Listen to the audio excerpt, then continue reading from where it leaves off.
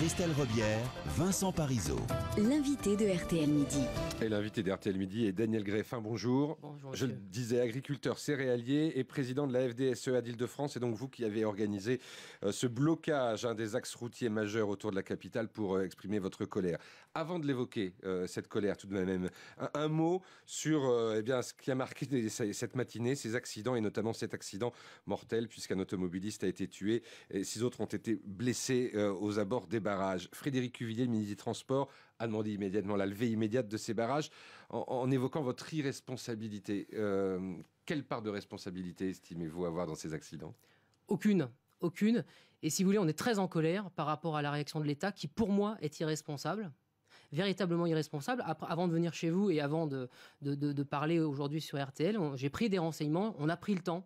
Le monde agricole, c'est une caractéristique du monde agricole qui prend souvent le temps de vérifier ces informations avant de les délivrer comme ça. Et c'est parfaitement scandaleux ce qui est en train de se passer.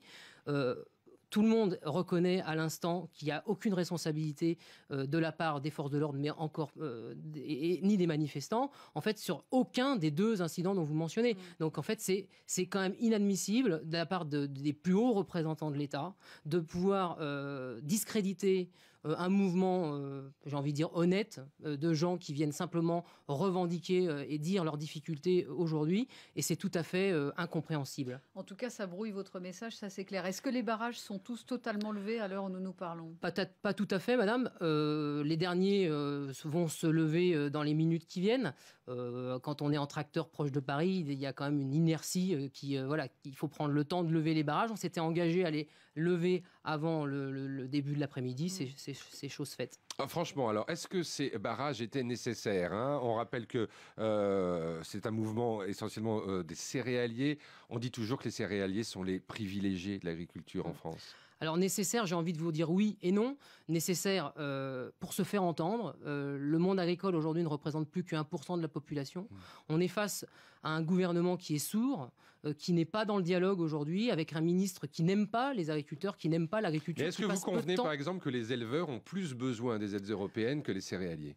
En fait, aujourd'hui, les éleveurs, s'ils sont honnêtes, bénéficient davantage des soutiens de Bruxelles que le monde céréalier. Oui, sauf que vous gagnez 5 fois plus que les éleveurs. Alors, sur le revenu, on peut aller sur le revenu. C'est faux. En fait, si vous évoquez, madame, les chiffres qui ont été publiés l'année dernière, qui seront remis en cause dans les semaines qui viennent par le gouvernement, qui a indiqué que les chiffres par Otex céréales étaient faux cette année. En fait, sur le revenu... Mauvaise année 2013, mais excellente année 2012, voilà, ce que je veux dire, c'est ce que je voulais dire, c'est-à-dire que moi je suis installé comme certains agriculteurs sur une période longue. En fait, nous ne sommes pas salariés. Donc en fait, effectivement, sur certaines années, on engrange des bénéfices sur l'entreprise à hauteur de 70 000 € et l'année qui suit, on perd 70 000 €. Ce qu'il faut prendre, c'est lisser les revenus et vous vous apercevrez qu'en ayant lissé ces revenus sur des périodes longues de 10-15 ans, eh bien on est à des revenus, en tout cas en ce qui me concerne, à hauteur de 20-25 000 € par an sur une entreprise avec les risques que l'on prend. Alors si dans ce pays, il est honteux de gagner 20-25 000 € sur une période de 10 ans, qu'on me le dise et qu'on se le dise. Mais moi, j'ai pas honte. Et effectivement, quand vous dites c'est un mouvement des céréaliers, en Île-de-France, il y a une majorité de céréaliers, mais il y a aussi des éleveurs, il y a aussi des agriculteurs spécialisés, je pense que vous le rappeliez juste à l'instant.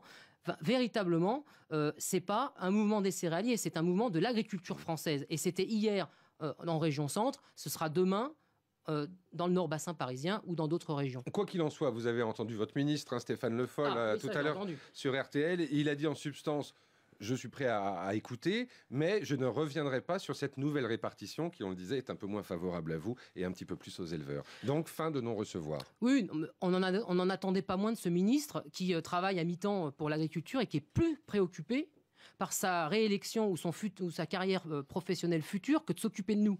Moi, je vous dis ici, et si on prend du temps pour venir à Paris, nombreux, j'espère que c'est quand même relayé, c'est pour dire au ministre qu'on est quand même face à un problème de compétitivité et que l'agriculteur que je suis, moi, dans l'Essonne, comparativement sur 150 hectares de céréales, on peut le comparer avec un agriculteur allemand qui a aussi 150 hectares. La réforme de M. Le Foll va faire qu'il va y avoir un différentiel de 15 € la tonne en moins pour l'agriculteur français. On est au sein de la même Europe. Comment vous expliquez ça? Ce que vous nous expliquez, ça veut dire les blocages vont continuer, vous allez poursuivre. Tout à fait. On a déjà appelé, en fait, puisqu'en fait ce sont des pseudo-réponses, on a appelé le 29 à une action pour continuer et continuer cette pression.